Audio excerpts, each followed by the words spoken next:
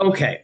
So this year is a little bit different, just in structure wise, than most of my, just the way that I prepare most of my classes. Usually I take one idea from one of the uh, commentaries that I've learned and I explain that and connect it to whatever. But this week I'm actually doing four different, completely independent of each other. Um, and it just worked out this way, just in terms of my preparing this year. I'm doing four completely independent commentaries on Parshas Vayishlach, but there is a fascinating sort of interconnection between all four, and I believe it gives us an underlying theme throughout the story of Parshas Vayishlach, which I think is important for all of us.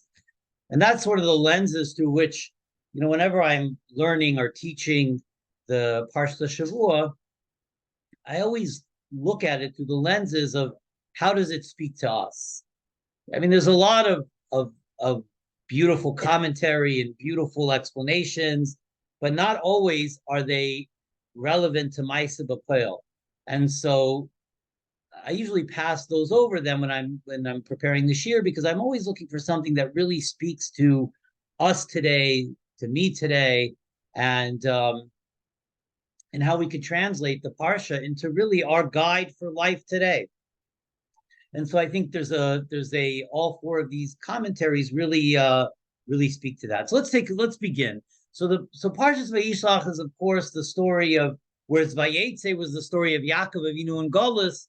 Parshas Vayishlach is Yaakov Avinu facing challenges, facing his ultimate challenge, which is this climactic confrontation with his murderous brother who wants to murder him. And the parsha begins where Yaakov Avinu is leaving Beis Lavan, has left Beis Lavan, and is on his way traveling back home. And he knows that he's going to face this confrontation with his brother, and he sends messengers to his brother. He sends them a message. He sends him a message. Sends his brother a message through these messengers. Vayishlach Yaakov Malachim Lefanav. Yaakov sends Malachim. Now, Malachim, even though we translate Malachim as angels, Malachim can just be messengers as well. Angels are messengers from Hashem. And so throughout Tanakh, the word Malachim is used not only for actual angels, but just physical messengers. So it could be translated here that Yaakov Avinu sends messengers to Esav. And if you actually look at the story itself, it seems like they are messengers. They don't seem to be doing anything spiritual.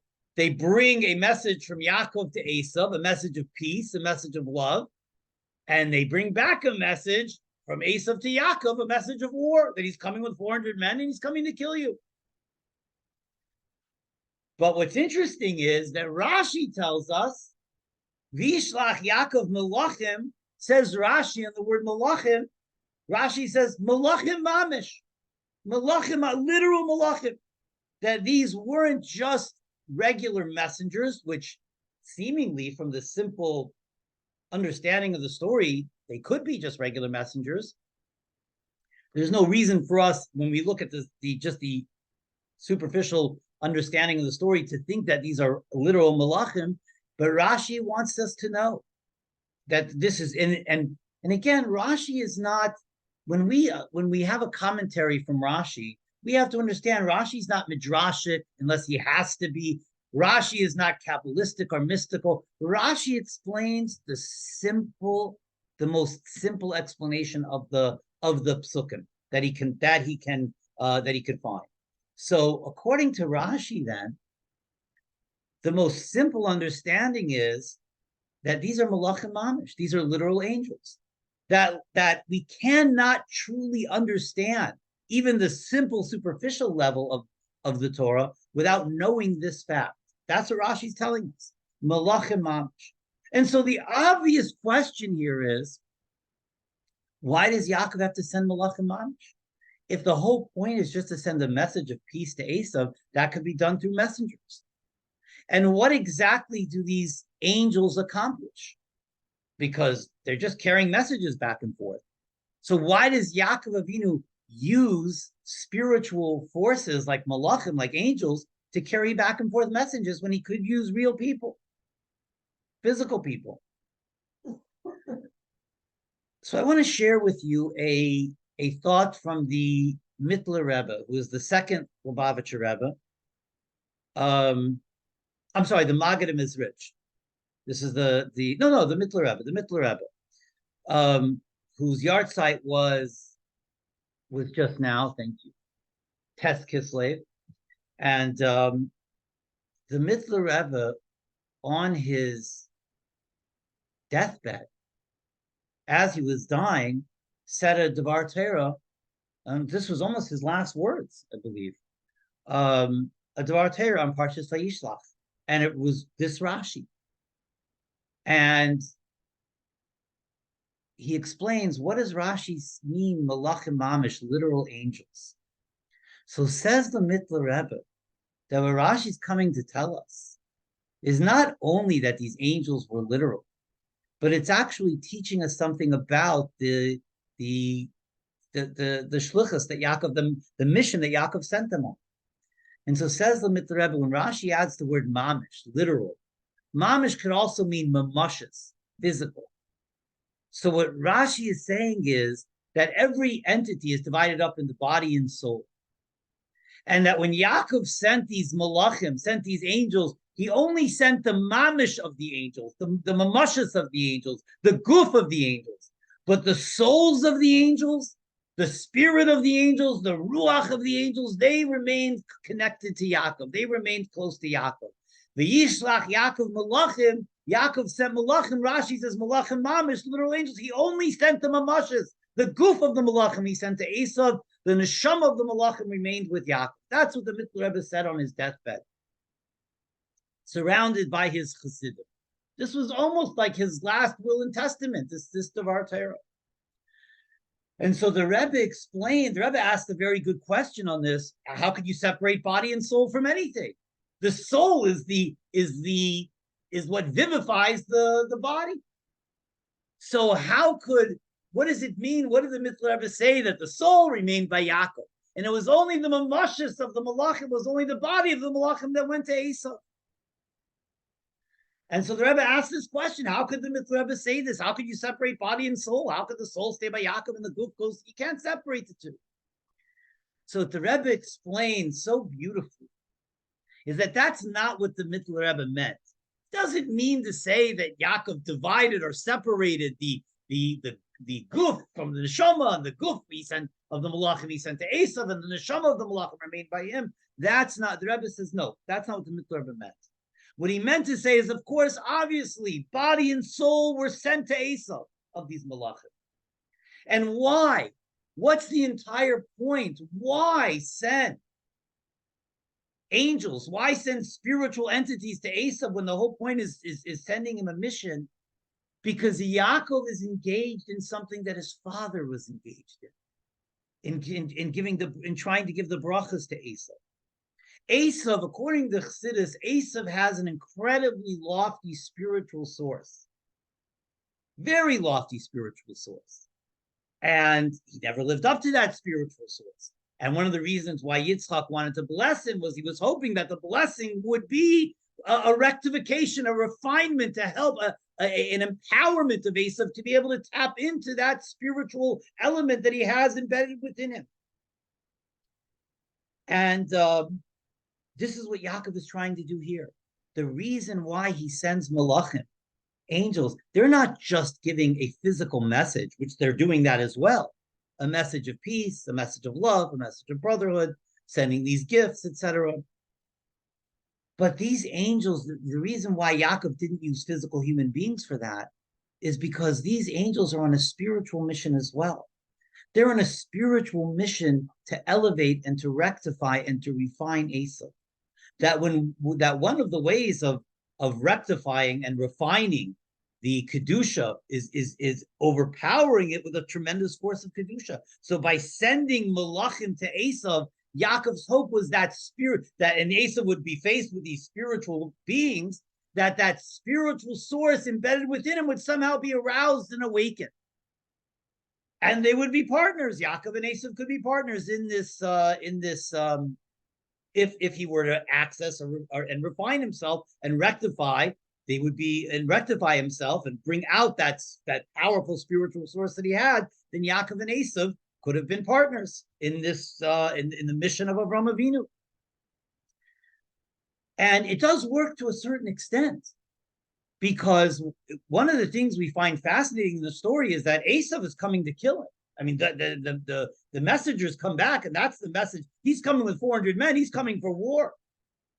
And nothing changes, but somehow when Yaakov meets Esav immediately is overcome with emotion. And they embrace. And Esav doesn't kill him. So what happened in between there? Why was Esav on one hand going on the way to murder Yaakov, and on the other hand, once they actually meet, he's not. That's what the Malachim accomplished. They did accomplish something. They did refine and rectify an element of Esav to a certain extent. Not enough to become partners with Yaakov, as Yaakov says clearly.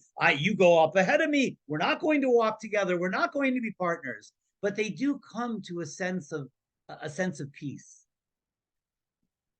And how the Rebbe explains it so beautifully is that, and this is the message for all of us, is that one of the koyach of the malachim, the power of the malachim to be able to rectify Esav, was because even though the angels were sent to Esav, and this is what the Mittler Rebbe says, this is what the Mittler Rebbe meant when he said the body was sent to Esav, the soul of the malachim remained by Yaakov.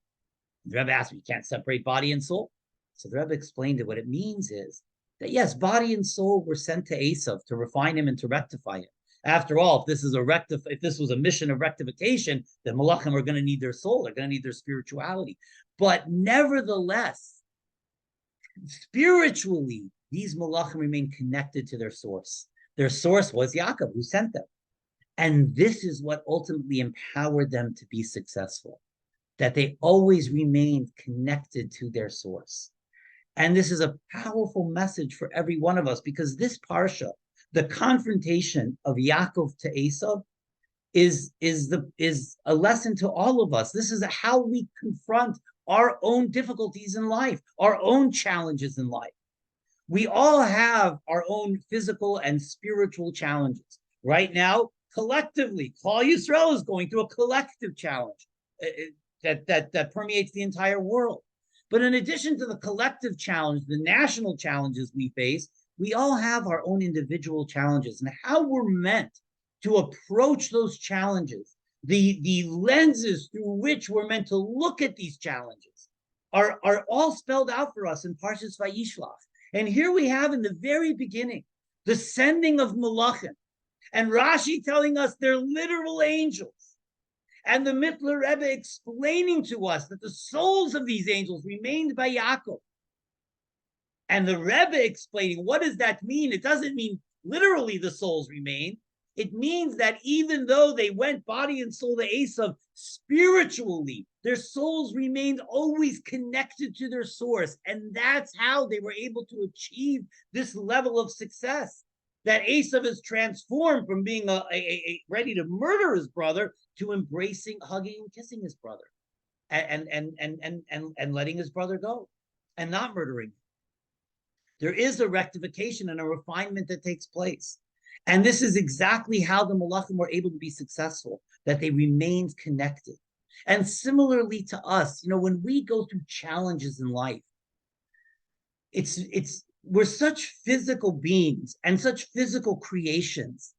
And when we look at the world around us and we look at the challenges that we face, it's very easy to see the world only at its superficial external self, without seeing the underlying sort of spirituality that is underneath the surface.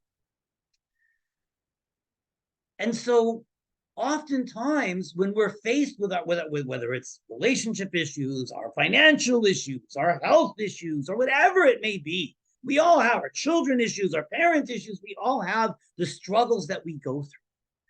It's very easy, so to speak, to look at these things, look at these various struggles, and just see the superficial, just see the struggle.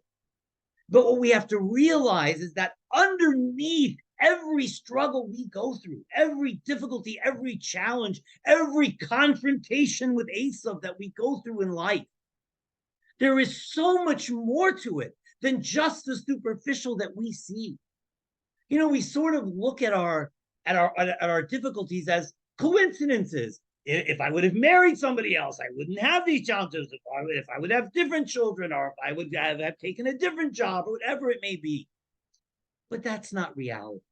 Reality is that the challenges that we go through, as we know, the challenges that we go through are not happenstance and not coincidental and not just circumstantial, but in fact, every single challenge that we go through is coordinated milamayla. And there's embedded within those challenges incredible spiritual forces underneath them.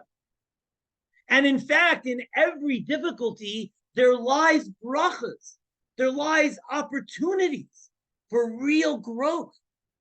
And the only way that we can truly confront, refine, rectify, uncover the brachas underneath life's challenges is to face them not just superficially and to figure out superficially how we're going to deal with them. I mean, we have to do that as well. When in the times of Purim, Esther didn't only fast and daven and have Mordechai coordinate groups of Jews davening and learning Torah. They did that as well. But at the same time, they dealt with the superficial level as well. She went in, she made meetings with Achashverosh. So while we're dealing with the superficial, we have to always be cognizant that underneath the superficial, underneath the confrontation with Esav, there's incredible spirituality as well, incredible opportunities for growth, for brachas, etc. And we have to confront every challenge at its superficial level, but also at its spiritual level. And the way to do this, the only way to do this, and this is what we learned from Malachim Mamish, is just as these angels, and this is what the Mittler Rebbe was teaching his Chassidim on his deathbed. This was sort of his last will and testament to his Chassidim on his deathbed, that whatever challenge we face, we have to remain connected to our source, to our spiritual source. The reason why the Malachim were successful was because they only went there. The goof of the Malachim went to Esav. The neshama of the Malachim remained by Yaakov. As the Rebbe explained, it doesn't mean they separated themselves, goof and neshama. What it means is, even though they went to Esav, body and soul, but their souls remained, while they were traveling to Esav, always connected to Yaakov, their source. And similarly with us, when we face our challenges, it is incumbent upon every one of us. This was the last will and testament of the Mittler Rebbe, that we have to remain connected to our source. That if we disconnect ourselves from our Kedusha, from our Torah, from our mission in life, from our purpose in creation, and we just look at life's challenges independently, it's just coincidental difficulties that we have to deal with externally, we will never uncover the entire purpose of why we're facing those challenges. We'll never truly be able to refine and rectify them, but rather we have to look through completely different lenses. We have to look at every obstacle and every difficulty and every challenge while we are connected to our source, and this means that this is part of my mission. This is part of the journey of my neshama in life, that I have to have these children, this spouse, this difficulty, this obstacle in health, or this financial challenge at this particular point in life. This is part of our journey. And the only way to face them is to face them being connected to our source, as the Malachim faced Esav. Okay, that's one idea from the Mittler Rebbe. Let's store that away for a moment. Again, I want to share 4 completely separate ideas, but they all connect us to a common theme that I think Parshas Vayishlach is trying to teach us. I want to teach another idea here, and this is from David of Sachachav, who's known as the Chazdei David. He was the 3rd Sachachav Rebbe. He lived the first half of the 20th century. And his father was the Shem Shmuel, the second Safetchav Rebbe, Shmuel Borenstein. His name was David Borenstein. And the Shem Shmuel was a much more prolific writer than his son. And the Shem Shmuel has many Perushim on Torah and Moedim. And the Shem Shmuel has a Haggadah. And I saw this, the Chazdi David, Reb David of Safetchav, the son of the Shem Shmuel, Perush on his father's Haggadah. What does any of this have to do with Parshas Vayishlach? We'll see in a second. He speaks about there the mitzvah of yachatz, when we divide the matzah into two. And says David of Safetchav as follows. He says, why do we, in order to understand, why are we dividing the matzah into two on Pesach, right? One of them is the lechem oni that we say the Haggadah over, and the other is that we hide away, we conceal it. That's known as the afikomen, right? And that's sort of that's the afikomen is in place of the korban Pesach.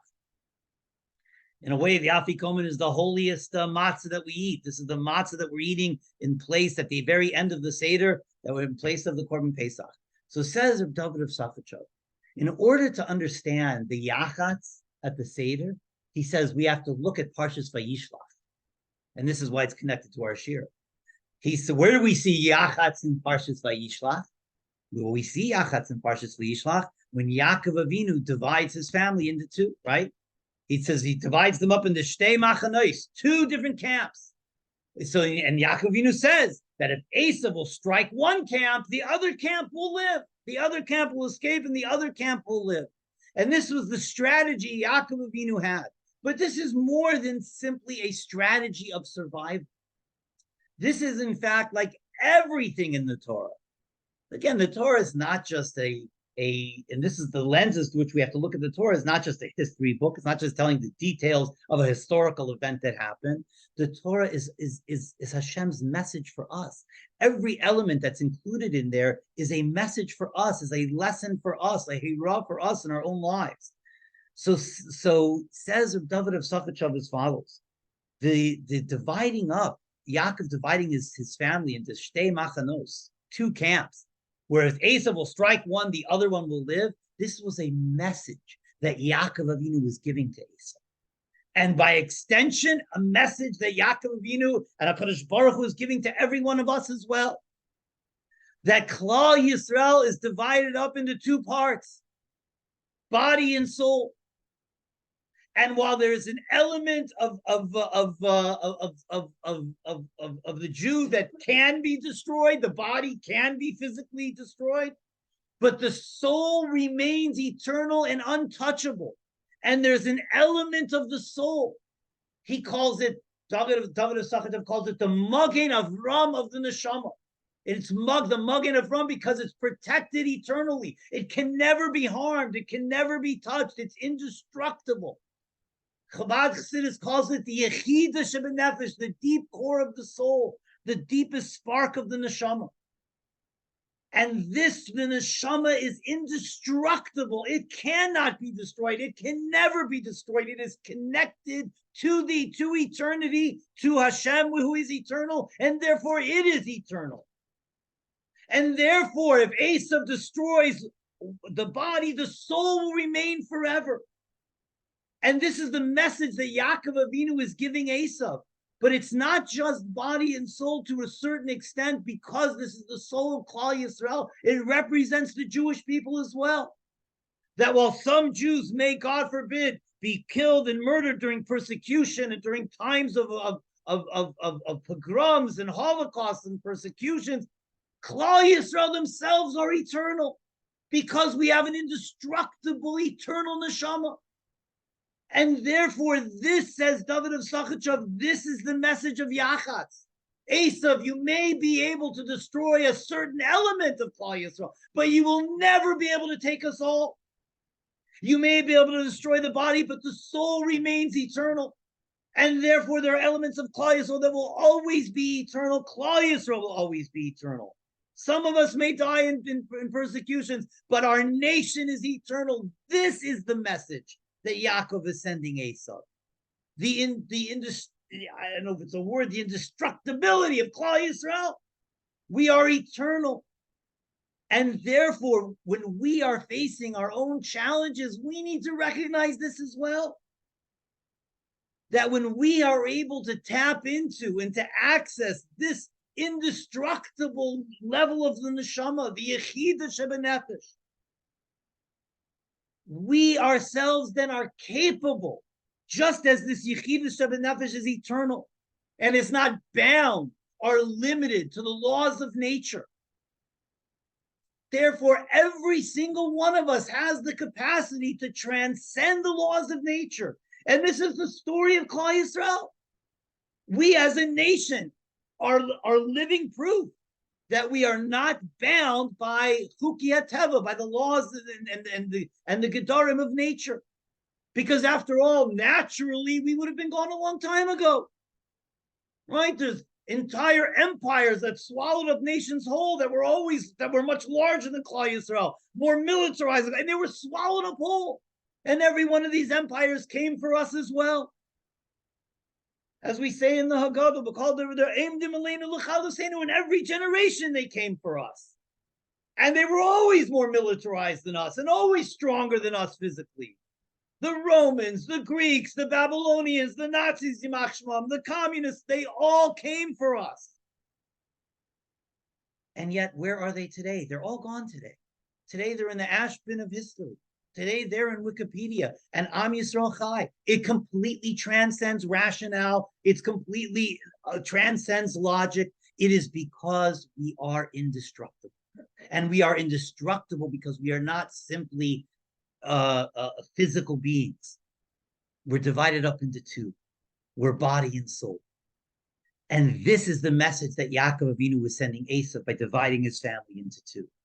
That ultimately Klal Yisrael, and this is indestructible. Klal Yisrael is eternal.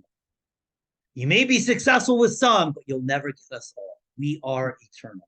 As a nation, but also each individual should know, we have the koyach, we have the power of the eternal embedded within every single one of us. And when we face our challenges and we're able to access the depth of our connection to HaKadosh Baruch Hu, we're able to access this Yechida Shebenefesh, we are not bound by the laws of nature. So when I look at my difficulty and I say, Al pi teva, there's no way to survive. Al pi teva, there's no way I can get out of this financial difficulty. Al pi teva, there's no way I could, by the laws of nature, I'm not going to be able to repair this relationship. We are not bound by the laws of nature. When we access and we're awake to our incredible spiritual source. And this, says David of Sachachav, this is why we do Yachatz at the Pesach Seder. To understand Yachatz, we have to understand Vayishlach, he says. This is what Yachatz is. This is the message we are saying at the Pesach Seder.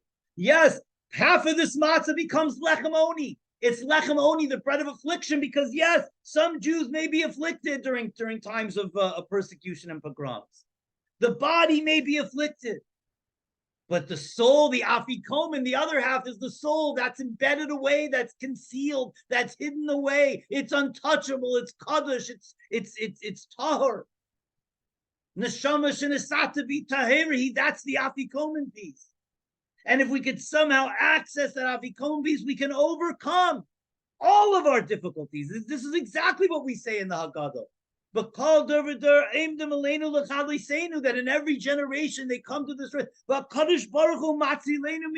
if we can connect to a Kadosh Baruch Hu, when we connect our Yechida Shebenefesh to our source, as a nation we're indestructible, and as individuals there is no challenge that we face that we are unable to overcome.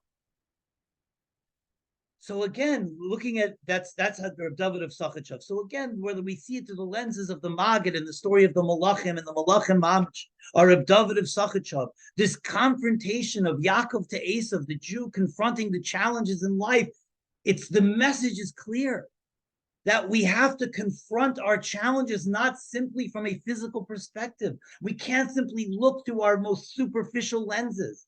We have to look at every challenge and every difficulty and every Esav that we confront through spiritual lenses.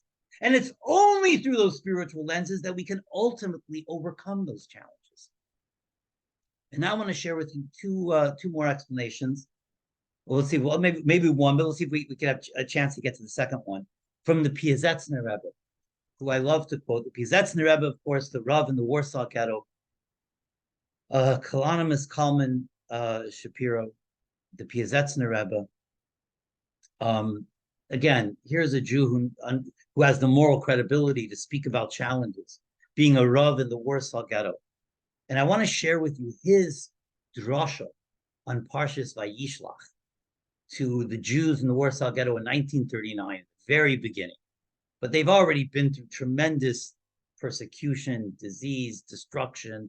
I mean, we don't have to go into detail about the Warsaw Ghetto. We all understand how difficult those what the Jews were facing there was, the circumstances were. And that's why when we look at how the Piazetzner Rebbe tried to inspire the Jews at that time, I find just such incredible inspiration from his drashas and from his Sefer Eish Kodesh. So the Piazetzner Rebbe says as follows. He asks several questions on now he moves this now to the actual confrontation between Yaakov and Esau. He says before it actually happens, another event happens, and that is that Yaakov battles with the Sar Shel Esau, right? This famous battle with Yaakov and the angel, the Sar of Esau, the Malach of Esau, the Malach HaMavos, this negative spiritual force, whatever name you want to call it. That's who this is. That's who Yaakov's battling. This is which makes it incredibly clear that the physical battle that he's about to face with Esau has a very spiritual underpinning, and that's why he battles first spiritually with the Malach of Esau. And it's his overcoming that Malach of Esau, which is also part of refining Esau. And Yaakov battles a whole night, and it is not an easy battle. Which the message for us is clear. Piazetzner Rebbe doesn't say this, but this is obvious that the battles that we go through in life, some of them are going to be difficult. Some of them we're going to be battling all night. Some of them are going to be long, arduous, difficult challenges that we face. But just as Yaakov overcame, Maisa of a Siman Labanim, everything that Yaakov Avinu experiences is laying the groundwork for us, for his nation, for his children. So Yaakov, everything that Yaakov does in this battle is sort of laying the groundwork for us. And there's a very bizarre end to this battle with Yaakov and the angel. And that is that at the end, it tells us, the Torah tells at the end, Yaakov overcomes the angel. And the angel says, let me go. It's morning. I have to go. Let me go. And Yaakov says, I'm not going to let you go until you bless me. And the angel blesses him by changing his name from Yaakov to Yisrael. Now, a lot of bizarre things here. Why is Yaakov asking a bracha from the Sar of Esau, from the Malach HaMavos? Yaakov has already been blessed by Hashem multiple times at this point. Once when he's on his way to Beis Lavan, right? When he has his dream and Hashem tells him, I'll be with you, I'll protect you, don't worry. And then when he leaves Beis Lavan, Hashem tells him, I'll be with you, I'll protect you, don't worry. So Yaakov's already been blessed by Hashem multiple times. Why is Yaakov asking for a blessing from the Malach? And what's the Malach's blessing? Changing his name to Yisrael. What exactly is contained within that blessing? So this is how the Piazetzner Rebbe explains it so beautifully. And this is how he explains it to the Jews in Warsaw in 1939. And he explains it as follows. And what he says is this, that everything that Yaakov Avinu does empowers every one of us. As we said, Maisa of a Siman Labanim. And that's the way that we're meant to internalize this story. The battling of this Malach is clearly difficult for Yaakov. I mean, he's wounded, right? He's wounded in the battle. He's hurt in the battle. This is a real challenge for him.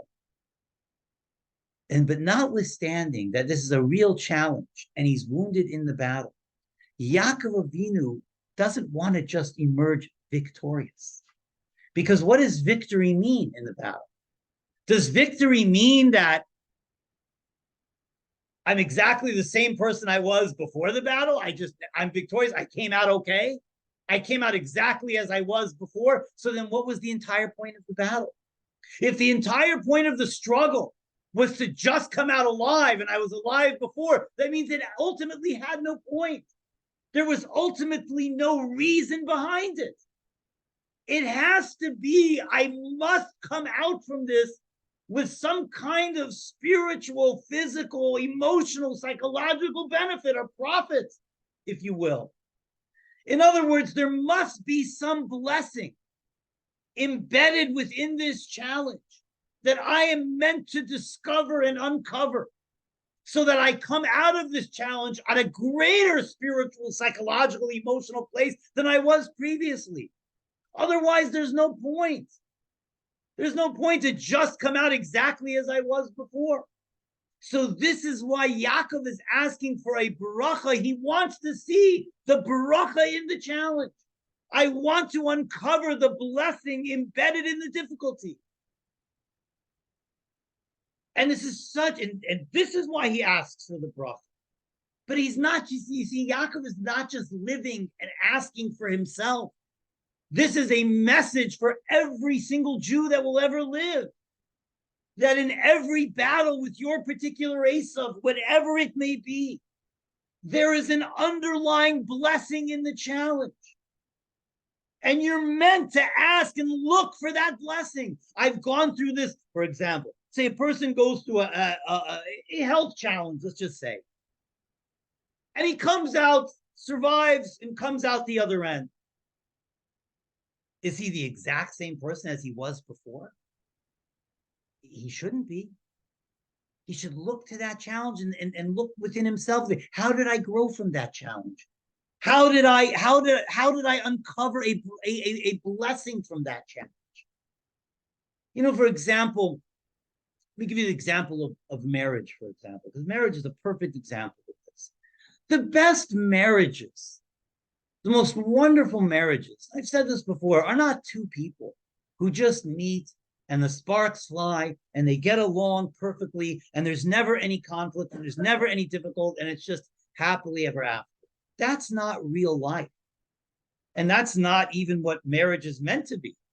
The fact is, you have two people coming together, two polar opposites in so many different ways, no matter how much they have in common. The male-female dynamic automatically brings certain conflicts. The best marriages are two people who go through the conflict, who go through the battle, who go through difficulties, who go through challenges. But instead of recovering from the challenge the exact same person I was before, which simply will only guarantee that the challenges will continue to happen, rather, when the marriage goes through a challenge, a challenging period, or a difficult time, those challenging periods and difficult times are actually blessings. Because when you look at them through the lenses of, the marriage just went through a challenge. We just went through a real difficult period. How did I grow from that? What did I learn from that? How did I become a better husband from that? When you look at the challenge as how can I uncover the bracha? Now imagine each husband and wife, they go through this difficulty, they go through this challenge, they go through this ace of confrontation, if you will. And each one looks at it as, okay, we survived, let's just move on. But they each move on as the exact same person as they were before. Absolutely guaranteed that challenge will continue to repeat itself over and over again throughout the marriage, which is, in fact, many marriages are this constant butting of heads and this constant challenges, which is obviously toxic for the longevity and certainly the quality of the marriage. But what if it's the opposite? What if we learn from, as the Piazetzner Rebbe says, what if we learn from the confrontation of Yaakov to Esau? And we don't just come out the other end and survive, but we ask ourselves, what was the point of this difficulty? What was the bracha in it? What did I learn? How did I grow as a human being? How did I grow as a husband? How did I grow as a wife? How can I emerge from this a better spouse? If both spouses take that approach, then that confrontation actually results in a more profound connection, a more beautiful marriage, and more harmony. Spiritual, psychological growth. And that's what Yaakov Avinu asks the Sar of Asa for the bracha. He's training us, he's teaching us, look for the bracha, find the bracha when you experience challenges in life. Don't just see them as external difficulties. Understand the pneumius, understand the soul, understand the spirit behind it, uncover the bracha behind it, grow from it. That's the message of Yaakov asking for the bracha. And then what's the bracha that he gets? The bracha that he gets is that his name is changed to Yisrael. And the Parshas Rebbe says so beautifully. What does that teach us? What's the Yisrael? Yisrael, why Yisrael? Because as the Malach says, Ki sarisa im Elokim v'im anashim v'tucha. Yisrael comes from the word to struggle. Because you struggled with angelic forces, with human forces, v'tucha, and you were victorious. So ask the Rabbi Eger, why doesn't the Malach give us the name V'tucha? Why does he give us the name after the struggle, after the wrestling? Why not give us the name of victory, V'tucha? And the answer that the Rebbe says is because Klal Yisrael is destined to struggle. This is part of our mission in life. We are going to be struggling with evil and battling evil until Mashiach comes. The struggle never ends, so to speak, collectively as a nation and individually, the struggles of life. So we should know that we are a nation bound to struggle, individually and collectively. But we are Yisrael. Not only does Yisrael come from the root word sarisa, which means to struggle and to wrestle, but it also comes from the same etymology as sar, which means royalty. Prince is a sar. And this is what the Malach is saying. When we recognize that we are Yisrael, that we have spiritual royalty flowing through our veins, that we are the children of Avram, Yitzchak, and Yaakov, Serach, Rachel, and Leah, that we have a godly chelik elokam imal mamish, that we have a neshama that's connected, that is eternal, that is connected on high. When we recognize who we are, that we have the capacity and the spiritual wherewithal to face any difficulty, when we know who we are, even before the battle, we have already been victorious. The victory's already been decided even before the battle. When we recognize that we are Yisrael, this is the blessing the Malach is giving Yaakov by changing his name to Yisrael, that we should recognize that we are a sar, that we are spiritual royalty, that we have a chelik elokami mal mamish, and face our challenges, not just superficially, but face them from the level of our neshamas, from that portion of Hashem, that eternal portion of Hashem that is within us. And then we will absolutely be victorious over every battle that we face when we recognize, we're cognizant of the Yisrael within us. This is the Rebbe saying this in 1939 to the Jews in Warsaw. How much more so does this apply to all of us today? Or I shouldn't say how much more so, but how much does this apply to us today? As much as it applied to them, absolutely. Individually and collectively. The key to our victory is to look at the challenge, look at the difficulties, look at the Asavs, the confrontation with the Asavs, not simply through superficial lenses, but through spiritual lenses. Find the bracha in it, find the growth in it. If we go through a challenge and we haven't grown and we haven't changed, we're doing it wrong. And we're absolutely destined to face that challenge again.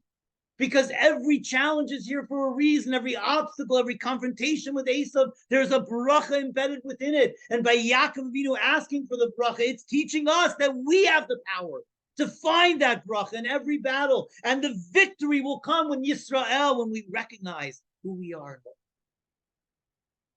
So whether we look at this through the lenses of the Mittler Rebbe, that we have to remain connected to our source in battling our confrontations, whether we look at it through the lenses of David of Sachachav, that we are shtei machanos, that whether yes, we have a physical element, but we also have a spiritual element, and that spiritual element is indestructible. And when we access that spiritual element, that's how we overcome our challenges. Or whether we look at it through the Parshas Rebbe, when we see the Parsha through the lenses of the Gedalim, they uncover for us, even though it's completely different Perushim, not connected to each other at all, but there's a theme that runs through all of these, that really opens up our eyes to what Parshas Vayishlach is meant to teach us, what we're meant to internalize, that we are going to live a life filled with challenges. This is our destiny. Our marriages will be filled with challenges. Our relationship with our children will be filled with challenges. Klal Yisrael as a nation will be filled with challenges. Each individual will have challenging moments in life. The question is not are we going to have difficulties or not? The question is, what lenses do we look at those difficulties through? And if we look at them through spiritual lenses and try to find the brachas and the opportunities for spiritual growth, that is how we overcome, not just overcome, but completely obliterate all of the difficulties before us and all the challenges before us. We look at them through spiritual lenses. And I just want to conclude. The Parshas Rebbe says, and it's a very difficult parish, and I didn't really fully get it myself, but I just want to conclude with another explanation of the Parshas Rebbe in a completely different year. That was in 1939. In 1940, he gives a different explanation on a completely different part of the Parsha. And he basically says as follows. He says, Yaakov Avinu says, Katonti mikala chasada mikala emes. He's afraid that I'm about to face Esav, but I'm afraid I don't have the merits. And Rashi tells us because maybe he sinned. Maybe he's worried he sinned. He's worried he made a mistake. But then he tells Hashem, hey, tivei tivimach, you promised you would be good to me. Why is he telling Hashem, you promised you would be good to me? If he's worried about his sin, that promise was before the sin. It doesn't make sense. So says the Parshas Rebbe to his Chassidim as follows. And I'm making it very bekitzer. It's much longer and it's much more in depth, and it's hard to understand even at lengthy. So it's going to be hard to understand the short version. But he says as follows. He says, sometimes we carry burdens with us, burdens in life, but Anechi ima b'tzar, Hashem is with us in carrying those burdens. Hashem is with us. He carries the burdens together with us. But sometimes, he says, the burdens get so heavy and so difficult that we can't carry them. We can't carry them at all. And then Hashem takes those burdens from us. Now, we may think we're carrying them, but really, it's Hashem's koyach within us. Hashem is giving us, Hashem's really carrying the whole thing. He says, but then sometimes, Yaakov Avinu saying, hey, tivei tivima. He says, sometimes the burdens get too heavy for Hashem, so to speak. And Hashem asks us for help to carry the burdens. And this is what Yaakov tells us. And this Parshas Rebbe is telling the Jews in 1940 in the Warsaw Ghetto, that sometimes the burdens are even heavy for Hashem, and Hashem wants our help. And Hashem asks for our help. And how do we help Hashem take off those burdens? He says through learning, through davening, through tzedakah, and through having rachmanas zeh l'zeh, through having compassion on each other. When we do that, we take the burdens away from Hashem, so to speak. That's the way of transforming the burdens. This is what the Parshas Rebbe says in 1940. When Yaakov says, hey, tivei tivimach, he's not telling Hashem on the simple level, he's repeating Hashem's words. Hashem, you said you would be good to me. But the Parshas Rebbe says there's a deeper level. That Yaakov speaking to Hashem, hey, tivei tivimach, I will be good for you. I will help take the battles away. I will help take the difficulties away from you. He's teaching Klal Yisrael that we have to take the challenges away from Hashem, so to speak. In other words, it's not just enough for Hashem to carry our burdens. Our mission is to transform those burdens, to transform those difficulties through Torah, through Tefillah, through Tzedakah, and through Avos Yisrael. And that's the lenses through which we have to look at our difficulties in life. And so when we take all four of these Perushim, two from the Parshas Rebbe, one from David of Sachachav, one from the Maggid of Mizrich, we learn a common theme runs through them all, even though they're all disconnected from each other, but there's one common theme. Every difficulty, every obstacle, every Esav we face has a bracha embedded within it. We don't always see it, and therefore Yaakov Avinu asked to see it, so that we, his children after him, should be able to see ourselves, the brachas within the difficulties. But the only way to uncover those brachas is by challenging the Yisrael, recognizing who and what we are and facing them from a spiritual perspective, not just from a superficial, external, physical perspective. And when we do that, there isn't a bracha, there isn't an obstacle, there isn't an enemy that can defeat Klal Yisrael. When we do that, we are connected to the eternal, and we are eternal. And Amir Hashem, through facing as we have clearly seen, Klal Yisrael today has risen to the challenge. We have faced this current challenge collectively in a manner that I cannot imagine being any better. We have come together in total achdus. We have absolutely increased in our Torah and our tefillah. I see it throughout our community and other communities. We're trying to help physically, Avos Yisrael, sending to Eretz Yisrael and helping our soldiers and doing whatever we can. Klal Yisrael has risen to the challenge. We have seen this isn't simply a physical battle, this is a spiritual battle, and we have risen to the challenge. And Amir Hashem, we should be zeicha, as we learn in Parshas Vayishlach, that when we recognize that we are Yisrael, when we rise to the challenge spiritually, we will uncover the bracha. And in Mir Hashem, we should uncover the bracha underneath all of the current sorrows that we are going through, and may it be Hashem's will that it is in fact the ultimate bracha, the bracha that we are all waiting for, the coming Mashiach Tzidkenu, b'mheira v'yimeinu, amen. Amen. Thank you so much, everybody, for joining us, and in Mir Hashem, we will see everybody next week. Thank you so much, everybody. Have a wonderful week.